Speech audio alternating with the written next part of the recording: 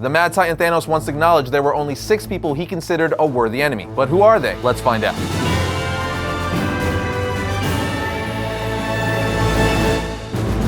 What's up, my comic comrades? Yes, Thanos once admitted there are 6 characters that make him concerned for his safety. It all took place in the 1970s Captain Marvel title. Not Carol Danvers' Captain Marvel, the OG Captain Marvel, who I personally think is a way more interesting character. Regardless, in that Captain Marvel series, Captain Marvel issue 31 to be specific, Captain Marvel goes to the Avengers mansion and asks all the Avengers for help to fight Thanos. Captain Marvel also invited Moondragon to help because she's an incredibly powerful telepath and telekinetic.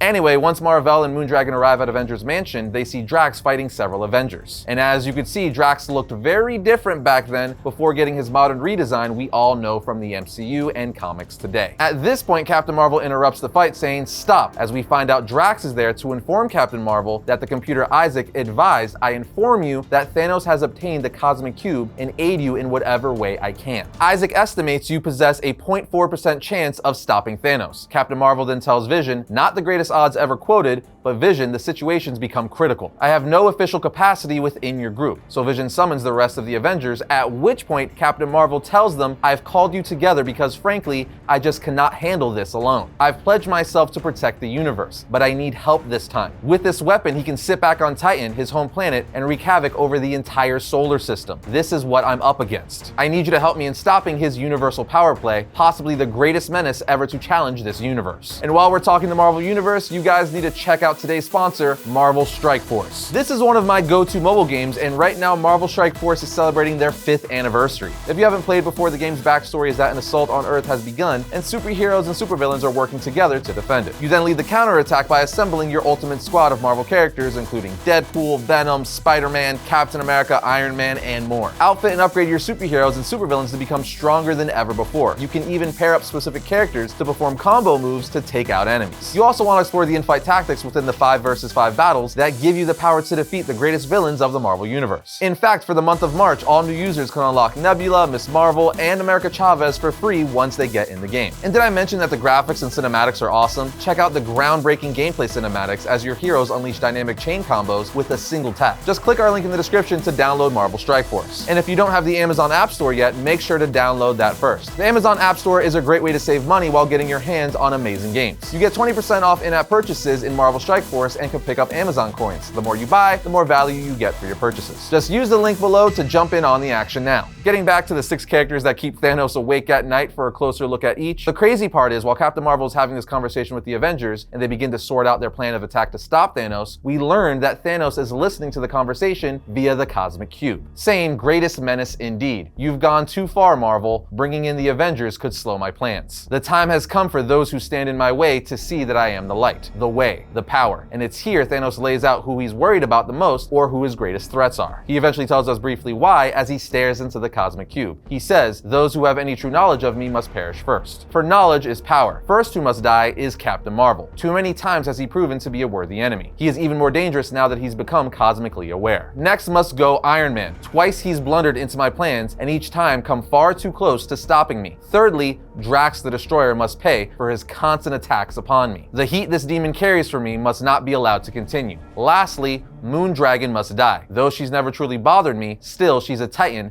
and knows too much of me, so I can't allow her to survive and become a future threat." But there's 2 more who are massive threats to him, his father Mentor and his brother Eros, aka Star Fox, who he has somehow been able to trap within a bioelectrical field created by the Cosmic Cube he's wielding. Now after this, we see Thanos' mad quest is not for power, greed, or the wish to command all. Not for greater glory of the universe or to build a stronger solar system. As he says, none will ever know, it's for a far deeper reason, which he ultimately says is for his love for death. Literally, the physical embodiment of death. He then uses the Cosmic Cube to teleport the 4 characters he called his greatest threats to him and trap them in bioelectrical fields along with his brother and father. And when he does so, he stares upon them with his love and says, "I find this more suitable. I despise interruption. Communication is sure to be easier with you all trapped within a bioelectrical field along with my captive brother and father. The 6 of you have been my only worthy adversaries. From the start, one or the other of you has stood in my way. I truly admire such daring. Okay, so now we know who Thanos considers his greatest adversaries, and a little bit of what his reasoning is as to why, but we're gonna look at each of them a bit more on our own. We first have the original Captain Marvel. In Thanos' words, he said, "Too many times he has been proven a worthy enemy. He is even more dangerous now that he has become cosmically aware." Essentially, Thanos is saying Captain Marvel is so powerful, he doesn't want to have to go up against him, which is true. I mean, look at his powers. First and foremost, he has the ability to absorb solar energy, which increases his strength. Kind of sort of like a certain Kryptonian. Then on top of that, he has the ability to shoot energy blasts from his body, and like Thanos said, he's cosmically aware, which means he's semi-omniscient. And Mad Titan or not, no one wants to deal with someone who's omniscient, because as I've said, genius often outweighs raw strength, because if you know everything, you could find a way to win. But it doesn't stop there. Dude also has superhuman insight, meaning just by looking at an enemy, he knows their weakness. Then of course, Marvel has the negabands, which allow him to store even more solar energy and focus them into photon blasts, and that's pretty much just the tip of the iceberg. Captain Marvel is insanely powerful, which justifies Thanos saying he's one of his greatest adversaries. Next up, we have Iron Man. Thanos says twice he's blundered into my plans and each time come far too close to stopping me. I mean, this really isn't shocking that Thanos considers Iron Man to be one of his greatest adversaries, considering that Iron Man is kind of sort of the Batman of the Marvel Universe, in the sense that he's a billionaire playboy who uses his money and genius to fight crime as he himself has no superpowers. Iron Man is a prime example that human will is one of the greatest powers in the universe. Sure, he has all the money, gadgets, and intellect in the world, but going up against adversaries like Thanos wouldn't mean anything if he didn't have the willpower and perseverance to save people. Thanos even said because of his perseverance, he comes far too close to stopping me. Again, the never give up attitude goes a long way, so much so he put the fear in Thanos. We all saw Endgame and how Iron Man's arc came full circle in the MCU. He's the one who ultimately defeated Thanos, sacrificing himself to pull out the win for the rest of the universe. Next up, we have Drax the Destroyer. Thanos says he must pay for his constant attacks upon him. The heat this demon carries for me must not be allowed to continue. If you don't know, Drax and his family were killed by Thanos, but Arthur Douglas was recreated as Drax the Destroyer by Mentor, the father of Thanos and Kronos, with the purpose to destroy Thanos. That's right, in the comic book, Drax was created for the sole purpose of killing Thanos. You're basically talking about the ultimate revenge story. Thanos himself knows that Drax will never stop coming after him because 1, he killed his family, and 2, he was recreated, enhanced to get his revenge on Thanos by Thanos' own father. Essentially, Thanos knows he has to take him off the board because until Drax is dead, he will never stop coming after him. Then after this, we got Moondragon. Now, Thanos straight up says, she's never really bothered me, but still, she is a Titan and knows too much of me, so I can't allow her to survive and become a future threat. Now, the crazy thing about Moondragon is she's actually Arthur Douglas's daughter. That's right, the daughter of Drax. We find out she was saved by Mentor, who brought her back to Titan and raised her, and over time, her latent mental powers were unlocked. And being raised on Titan by monks, she developed extremely powerful telekinetic and telepath abilities. So much so, it puts the fear in Thanos. Then, of course, you have Mentor, Thanos' father. Of course, Thanos is scared of his dad. Who's not scared of their father? Mentor is the son of 2 first-generation Eternals. Because of this, as you would assume, he's incredibly strong and invulnerable like all Eternals. His life force is augmented by cosmic energy, which basically makes him immortal and immune to all diseases. He also has the ability of cosmic energy manipulation. What I'm saying is, even Thanos is scared of his dad, but he's also scared of his brother Eros, aka Star Fox, who was just introduced to us at the end of the Eternals film, played by Harry Styles. Eros is Thanos' younger brother and basically the opposite of his brother. He also possesses eternal physiology, giving him superhuman strength, speed, stamina, durability, immortality,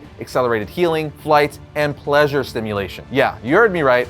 Pleasure stimulation. Let your mind wander. And Star Fox is an Eternal as well as an Avenger and often opposes his brother. So it's no wonder Thanos considers him a very big threat. But there you have it, guys, a pretty solid list of adversaries for Marvel's big purple behemoth. What do you guys think about this, and who else do you think could be a massive threat for Thanos? A number of years have passed since this story came out, and there are a number of new characters he might want to add to that list. Black Panther and Blue Marvel immediately come to mind, but let us know who you would add down in the comments.